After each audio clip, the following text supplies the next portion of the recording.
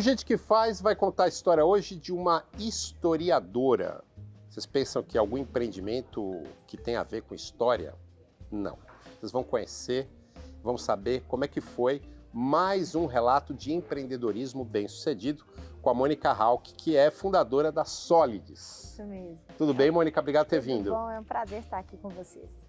Mônica, vamos lá, me conta essa história. Historiadora, Isso. por que você decidiu fazer história? Gostava? Eu sempre quis entender eu tinha muitas dúvidas, eu queria aprender coisas específicas, então eu queria aprender antropologia, sociologia, psicologia, então foi o curso que eu entendi ali que eu tirar mais, que atender melhor as minhas necessidades. E aí você foi fazer uma pós em Culturas políticas. Culturas políticas. Eu até perguntei para ela antes de começar o programa se tinha a ver com ciência política, e não é bem isso, né? É uma área da história e é uma área que foi muito bacana porque ela pega muito a questão do comportamento coletivo, né? E ali a gente entende numa profundidade diferente como as pessoas se comportam. E isso, sei lá, muitos anos atrás isso fez sentido para mim, sabe? Com o que eu faço agora. Me explica o que é a Solids, a empresa que você fundou e que você é a CEO. A Solids é uma empresa que desenvolve tecnologia para gestão de pessoas. Então a gente tem uma jornada completa do RH. Então desde a parte de departamento pessoal, aquele ponto que a gente tem que bater, processo seletivo, desenvolvimento das pessoas. Então do primeiro ao último dia do colaborador a gente mapeia. E a gente é muito focado em pequenas e médias empresas.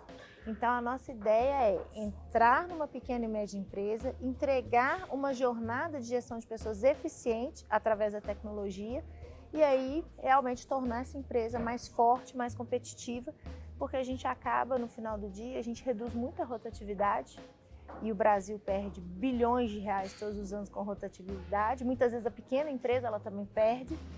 E a gente gosta e aí o resultado também é aumentar a produtividade e deixar a empresa mais forte, mais competitiva. O segredo é através da gestão de pessoas. O segredo é contratar certo também, né? Contratar certo e gerir da forma correta.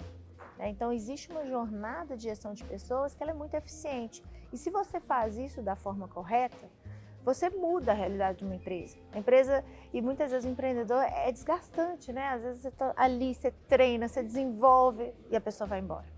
Sim. Aí você tem que começar de novo e o custo é alto, muita rotatividade. Então a gente percebeu uma ineficiência muito grande na gestão de pessoas no Brasil de maneira geral. E aí empreendedor gosta de ver problema, oportunidade e atacar, né? E logo a gente enxergou a solução para isso. E a gente desenvolveu uma jornada através da tecnologia. Então vamos lá, vamos contar a história da Solids? Vamos. Quando que começou? Então é engraçado que tem 2 aniversários. A Solids começa em 2010. E a gente começa entregando uma tecnologia que era muito nova na época, que ninguém conhecia, que era de mapeamento comportamental. Então é uma tecnologia onde a gente procura conhecer profundamente quem são as pessoas que estão nas empresas. E passa o tempo, a gente entende que a gente precisaria expandir a nossa atuação dentro do RH. Então, em 2015, a gente começa a empresa do zero. E aí a gente entende que é o que a gente chama em tecnologia de pivotar, né? A gente pivota e começa a empresa do zero, onde a gente muda o produto. Então, a partir de agora, ao invés de entregar só essa parte de mapeamento, a gente entrega todo um software completo de RH. Isso foi em 2015. Depois de quantos anos da fundação? Depois de 5 anos. 5 anos, tá. Mas vamos contar lá no comecinho, como é que foi? Como é que foi a ideia de fundar a Solids? Essa ideia foi muito interessante porque a gente entrou no mercado que não existia. Quando a gente desenvolveu a tecnologia, a ferramenta, não existiam ferramentas nacionais, esse tipo de tecnologia não era acessível. Poucas empresas usavam no Brasil, quando usavam eram ferramentas estrangeiras e com custo elevadíssimo. Então, só grandes bancos, grandes empresas tinham acesso a esse tipo de tecnologia. E a gente enxergou uma oportunidade. Então, quando a gente desenvolve a nossa ferramenta 100% nacional, focado no perfil do brasileiro, e aí meu conhecimento me ajudou um pouquinho. Qual é a diferença? O que é essa tropicalização do produto? Existem alguns comportamentos, e não só em questão de vocabulário e tudo, mas alguns comportamentos que eles são diferentes de cultura para cultura, né? Então, por exemplo, o padrão de extroversão é diferente entre um país e outro. Então, o que a gente fez ali foi fazer uma calibração para que as pessoas se enxergassem naquele resultado. Certo. Né? E quando a gente percebeu, qual que é a realidade que a gente viu? O Brasil com uma rotatividade gigante, uma das maiores do mundo. E quando a gente olha para as grandes empresas elas já tinham alguma tecnologia, mas ainda tinha espaço para automatizar, para ser mais eficiente. Mas quando a gente olhou para a pequena e média empresa, não tinha nada. Né? A pequena e média empresa ela não usava. E não tinha dinheiro para isso também. E não, porque não tinha orçamento. Normalmente o RH de uma pequena empresa tem dificuldade com orçamento, né? Porque a pequena empresa ela não tem aquela estrutura orçamentária padrão, né? Você tem que convencer o dono. Sim. Né? E aí convencer o dono com uma tecnologia para RH é uma construção. Então bacana foi que a gente construiu um mercado. Primeiro a gente educou. Porque a gente viu uma realidade brasileira onde o RH não era eficiente, mas ao mesmo tempo a gente entendia que não existia uma cultura de usar a tecnologia para conseguir essa eficiência, para fazer as coisas de forma mais rápida, mais efetiva, né, e com resultado. Então, desde o início da nossa história, a gente entrega a tecnologia, mas a gente entrega muita educação também. Então, a gente foi educando o nosso público, ensinando, olha, se você usar essa tecnologia nesse momento do seu processo seletivo, a sua rotatividade vai reduzir e aí você vai ter muito mais tempo para fazer uma gestão de pessoas e cuidar do que realmente importa. E aí a gente foi educando e ensinando que a tecnologia poderia realmente mudar a forma de fazer gestão de pessoas. E foi uma construção. Mas como é que você chegou nisso? Quer dizer, você é uma historiadora... Como é que você chegou nesse mercado? Como é que você detectou isso? Foi muito bacana, porque a gente fez a tecnologia. E é aquela coisa do inicinho, né? Que o empreendedor tem que ser criativo, ele tem que se virar. No inicinho, não tinha investidor, não tinha dinheiro. A gente não podia errar, não tinha investimento. A gente tinha que criar. E aí, quando a gente viu que a gente tinha uma tecnologia muito boa na mão, mas como que a gente chega até as pessoas? E aí nós tivemos a ideia de criar um portal. Né, e um portal focado em conteúdos para RH. E aí o que a gente descobriu é que não tinha muitos portais na época, né, não tinha esse tipo de mercado. E aí quando a gente assustou, a gente construiu o maior portal da América Latina, porque as pessoas começaram a engajar e aí começou uma onda super legal, porque os professores de RH, de administração começaram a indicar o RH Portal. Um RH começou a indicar para o outro e a gente foi criando ali uma comunidade de profissionais de RH. E quando a gente comparava o RH Portal com o maior portal dos Estados Unidos, a gente tinha mais audiência do que eles. Ou seja, a gente conseguiu realmente criar uma comunidade muito forte de gestão de pessoas, de profissionais de RH e de forma orgânica. E isso foi interessante porque não era só um veículo de comunicação, era ali, conhecendo o dia a dia dessas pessoas, que eu ia ganhando esse conhecimento, porque eu fiz história, eu nunca tinha trabalhado no RH. Mas foi nessa convivência, né? E eu ficava o dia inteiro, assim, ouvindo histórias, entendendo as dores, eu fazia pesquisa, estudando muito. Então foi ali que eu entendi que mundo era esse, onde que tinham as dores, e eu corria para solucionar e para resolver esses problemas através da tecnologia. Mas você não era do mundo da tecnologia? Você conhecia, você tinha afinidade com tecnologia? Esse é um ponto interessante, que aí temos que começar a falar do meu sócio. Ah, sim. Que também é o meu marido. Ah, sim. Interessante. Essa é uma história de empreendedorismo de casal. Muito interessante, porque muita gente tenta isso e fala, não, é muito difícil, impossível. Vocês têm um caso bem sucedido. Não, e a Solis nem foi minha primeira experiência empreendedora com ele, então já são mais de 20 anos trabalhando juntos. Uau! Com tecnologia. Ele estatístico de formação, autodidata, programava sozinho. E aí a gente conversando e aprendendo, entendendo, a gente resolveu fazer junto. E aí toda a parte de tecnologia vinha dele. Ele que programava e eu ficava por conta de vender, conversar com o cliente, a parte de gestão de pessoas. E isso é legal também, porque às vezes briga societária é uma das coisas que é um dos fatores que acabam com os negócios todos os dias. Ou com o casamento. Também. Mas essa questão, as pessoas falam assim, gestão de pessoas é quando eu tiver muita gente, quando eu tiver um RH grande. Não, a gestão de pessoas começa primeiro com a nossa própria gestão. A gente, enquanto empreendedor, a gente precisa se conhecer e saber das limitações, aquilo que a gente precisa melhorar. Mas tem esse primeiro relacionamento que são com sócios, né?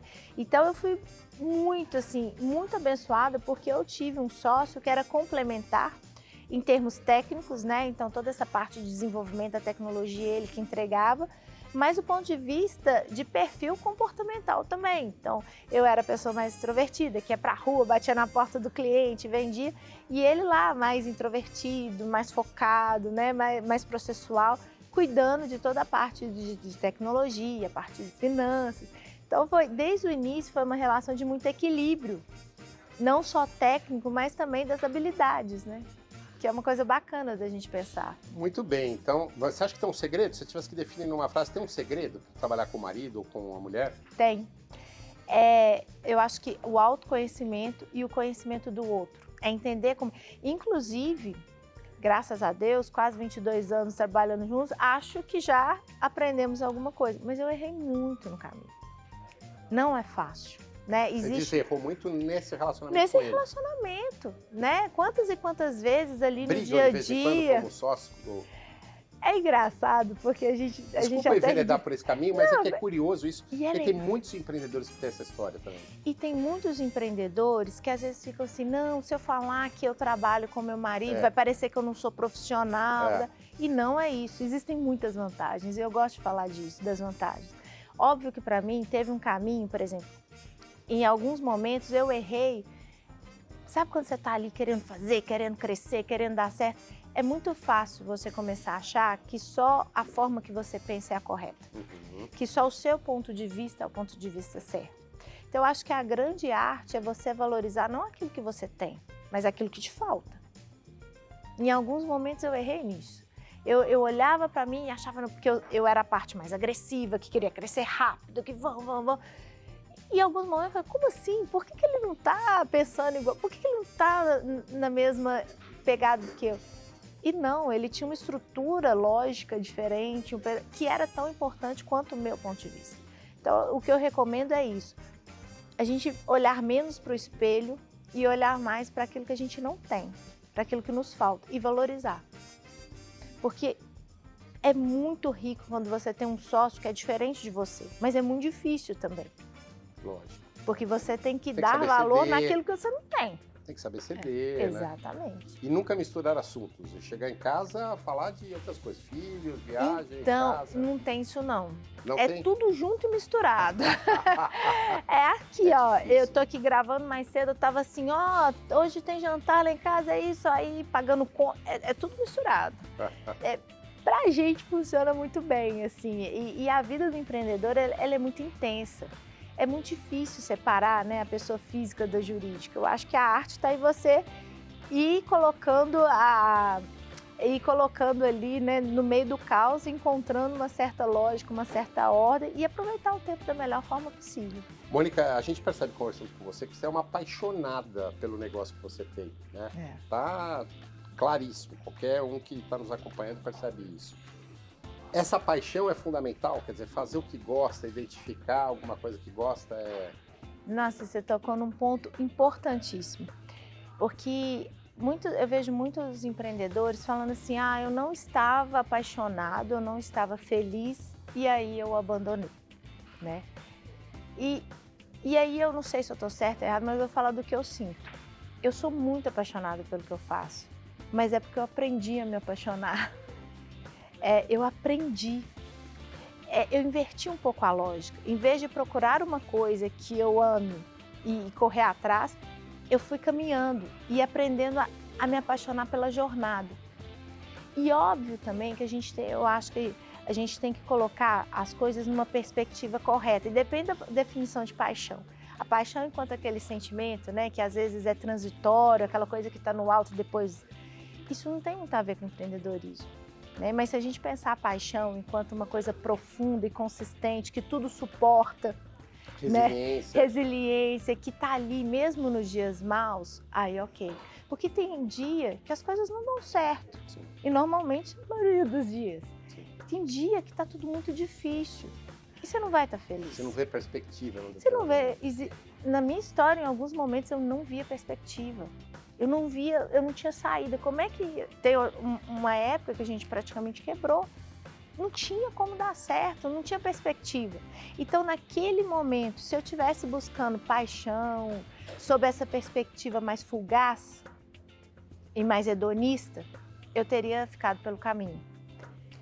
Mas o que eu fiz foi me apaixonar pelo meu senso de dever, né? Me apaixonar pela minha missão, me apaixonar pelo processo, pela jornada, pela execução, pelo dia a dia.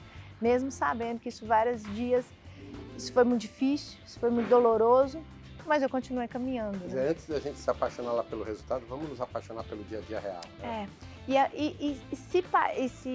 E apaixonar também pela dor, pela privação, pela parte difícil também. Eu acho que o importante é a gente não confundir a paixão com o sentimento de prazer. Porque se a gente fizer essa confusão, a gente fica no caminho. Porque os dias maus vêm, eles sempre vêm. Certo. A trajetória empreendedora, ela não é linear. Ela parece mais uma montanha-russa. Uma hora eu sou o rei do mundo, outra hora não tem nada. Ela não é linear. E eu gosto de colocar o meu senso de dever, o meu propósito, a minha missão acima daqueles sentimentos que muitas vezes são passageiros. E eu me apaixono, assim, pela jornada completa, por todos os dias. Eu aprendi a amar tudo que eu faço, mas eu não comecei fazendo o que eu amo. Entende a diferença? Entendo perfeitamente. Para a gente encerrar o primeiro bloco, você falou dessa paixão, e é uma paixão quase que racional, vamos definir assim, né? Mas eu queria falar sobre impulsividade, quer dizer, você conseguir antecipar movimentos que vão levar a empresa para cá ou para lá. Às vezes, muito mais do que a técnica é essa impulsividade, esse sexto sentido, né? Você acha que isso é importante no empreendedorismo também? Eu acho que a gente precisa ter visão. A gente tem que ter clareza de onde que a gente quer chegar. Nem sempre a nossa visão vai estar certa, mas a gente precisa saber para onde a gente está indo, a gente precisa saber tomar decisões, a gente precisa saber muitas vezes, ainda que seja o caminho errado, a gente tem que ter foco naquilo que a gente faz. Então, se eu vi isso, se essa é a visão, se esse é o caminho que eu decidi tomar, eu vou dar toda a minha energia, vou dar todo o meu foco e eu vou seguir por esse caminho. Então, eu acho que essa constância, essa força, ela é muito importante, mas quando o empreendedor ele tem a visão correta e o empreendedor tem que estar sempre enxergando na frente. Então, é muito comum, às vezes, eu falar coisas para o meu time, ainda mais na área de tecnologia, que tudo nasce, cresce e morre muito rápido. Por exemplo, eu tenho que estar sempre tentando matar meu produto, né? E construindo uma coisa melhor na frente. Isso é um mantra de tecnologia, senão você fica para trás. É muito importante ter visão. O empreendedor ele tem que cuidar do hoje, mas ele tem que construir o amanhã ao mesmo tempo. Então, às vezes, eu converso algumas coisas com o meu time que eles não entendem. Eu falei, gente, isso não tem a ver com o que a gente está fazendo agora. Isso tem a ver com o que nós vamos fazer daqui 2 anos, daqui 3 anos. Você consegue enxergar isso? Consigo enxergar isso. Eu preciso fazer isso, é parte do meu trabalho. Porque é a visão de futuro que dá longevidade para a empresa, que garante o crescimento, a manutenção do crescimento, né? As empresas elas têm que crescer. Quando você para de crescer, você começou a morrer, né? E você não vai crescer se você não antecipar. Tudo que eu colho hoje é fruto do que eu fiz ontem. Então, se eu quero ter futuro, eu preciso começar a agir agora. Né? É uma construção. O futuro é um monte de coisas que foram feitas no presente. Então, tem que olhar o hoje e o amanhã ao mesmo tempo. Nós estamos conversando hoje com a Mônica Hauck, que é CEO, fundadora da Solids, uma empresa de tecnologia de RH. Só vou dar aqui um spoiler para vocês do próximo bloco. Ela vai nos contar como ela conseguiu um aporte de um fundo internacional de mais de 500 milhões de reais. Daqui a pouquinho a gente conta.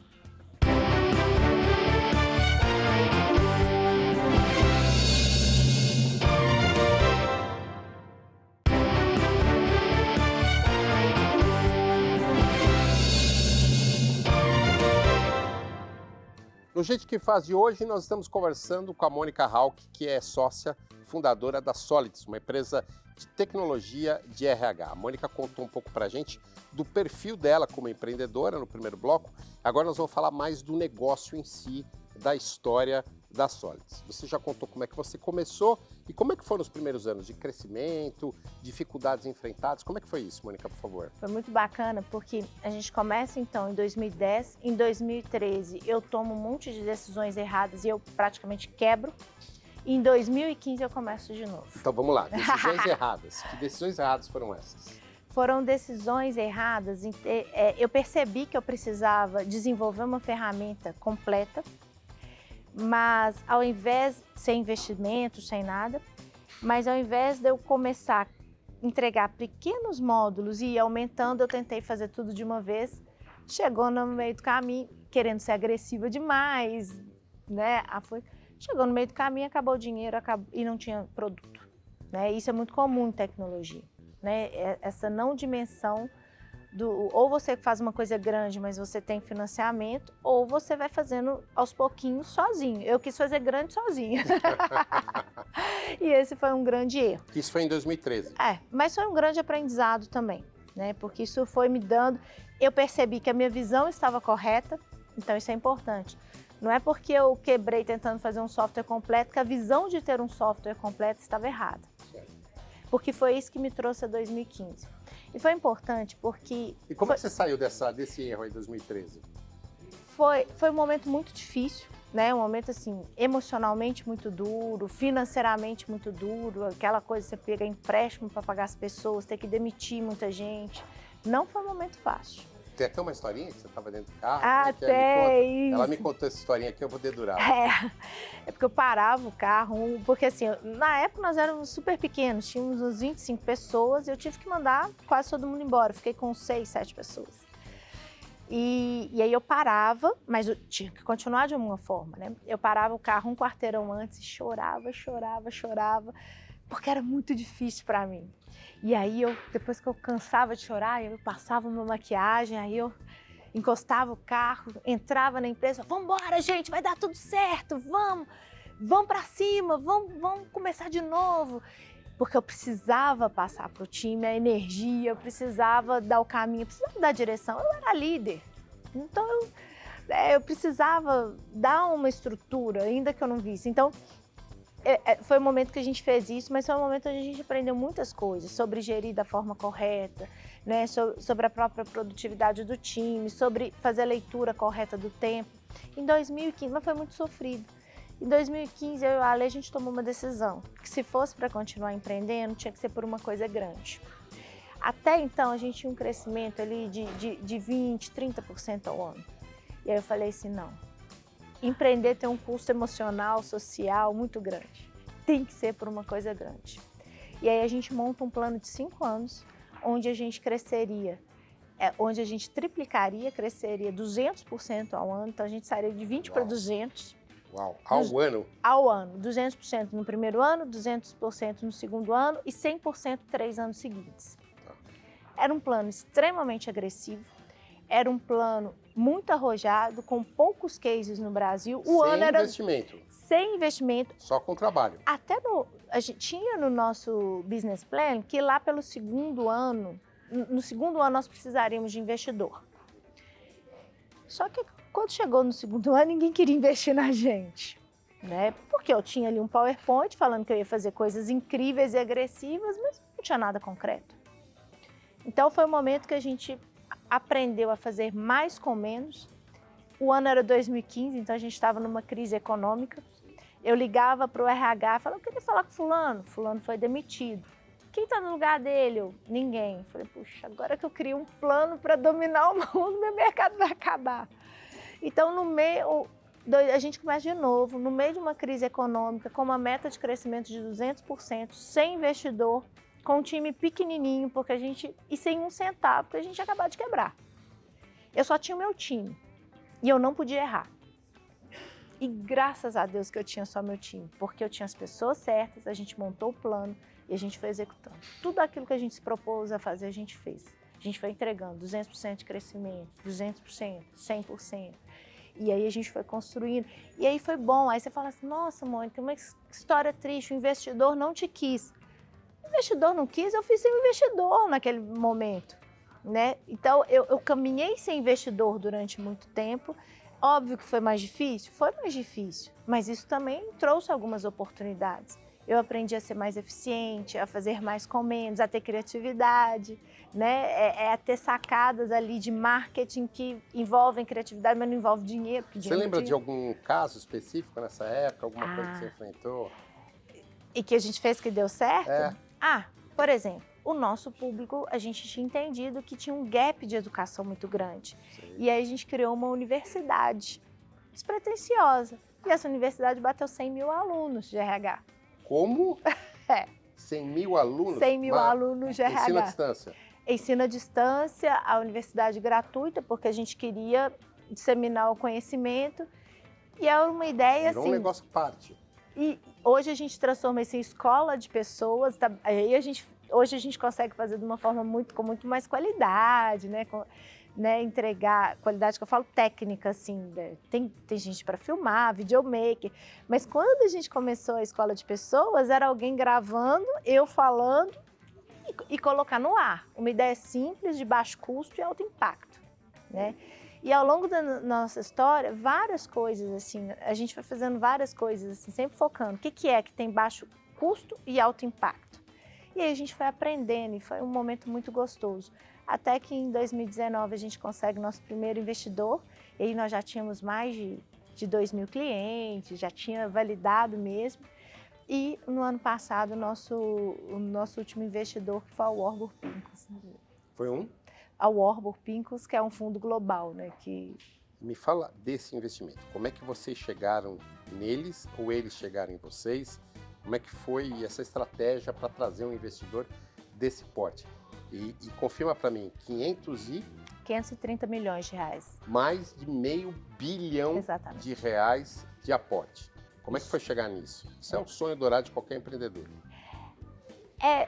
É o sonho, mas a gente tem que entender que com isso tem que ter uma meta clara e tem que ter uma visão muito clara do que fazer nos próximos anos, né? Porque só o dinheiro não é garantia de nada, né? Então, o que é muito importante para a gente é ter uma visão clara de futuro, saber o que a gente precisa fazer e como fazer, porque aí esse aporte ele vai ser bem empregado, né? Se às vezes o empreendedor ele faz a captação, mas ele não tem um plano claro, ele vai queimar esse dinheiro.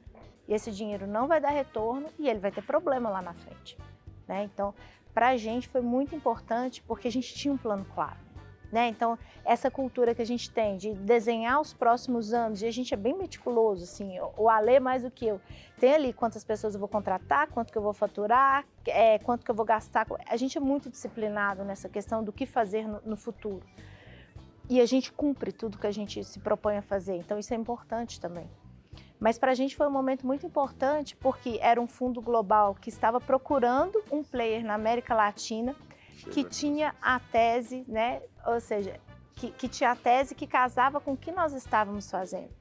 E isso é importante porque quando a gente começou lá em 2015, nós tivemos que fazer algumas escolhas. Até alguns investidores chegaram a se interessar, mas o feedback que a gente recebia dos investidores era: vocês estão fazendo errado.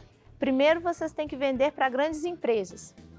Então eu podia ter cedido essa tentação e abandonado o meu mercado de pequenas e médias. Sim. Então esse era o feedback que o investidor: não vou colocar dinheiro porque vocês estão indo para o segmento errado. E o outro é: nós não acreditamos em uma plataforma completa de RH. A gente acha que as empresas precisam se especializar ou entregar só recrutamento e seleção ou só avaliação de desempenho, fazer só um pedacinho. Mas quando eu olhava para o meu cliente que estava usando Excel, não estava usando nada, eu falei: isso não faz sentido. Porque ele não vai ter orçamento para comprar mais de uma ferramenta, então ele não vai comprar várias ferramentas para ter jornada completa. Sim, sim. E mesmo se ele tiver orçamento, ele não tem tecnologia para integrar. Não tem um time robusto de tecnologia nas empresas, na padaria, nos supermercados. Não existe.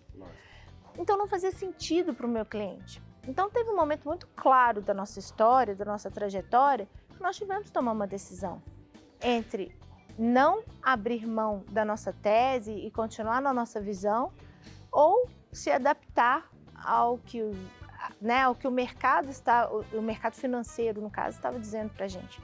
E para a gente fez sentido ser fiel à nossa tese, caminhar sozinho por mais tempo, foi mais difícil, mas a recompensa veio, porque quando o fundo chega em 2022... Ele chega como vocês procuram? No caso, nós estávamos, né, falando com alguns investidores, então nós estávamos fazendo roadshow, mas eles também estavam procurando. Então, certo. Em algum momento a gente se encontra. Então, casou muito tempo, tanto do fundo quanto do nosso também.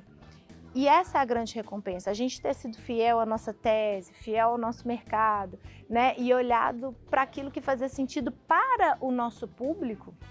Né? Às vezes, em 2015, isso não fazia sentido para o investidor, mas fazia sentido para o meu cliente. Lógico. E a gente escolheu o cliente, a gente escolheu o nosso público, né? E a recompensa veio, porque veio um fundo global que falou, olha, esse é o caminho, né? E de certa forma é uma validação. Mônica Hauck, que é CEO e cofundadora da Solids, empresa de tecnologia de RH, contou um pouquinho da história dela e da própria Solids hoje aqui. Super obrigado, história linda. Muito obrigado. Quer encerrar dando uma dica para o empreendedor? Bem curtinho, bem curtinho. Ótimo. Empreendedor, você é um gestor de pessoas. Ou você é um bom gestor de pessoas ou um mau. Procure se informar e procure se capacitar, porque o seu time está te avaliando o tempo inteiro e a sua empresa precisa que você seja um bom gestor de pessoas. Obrigado, Mônica.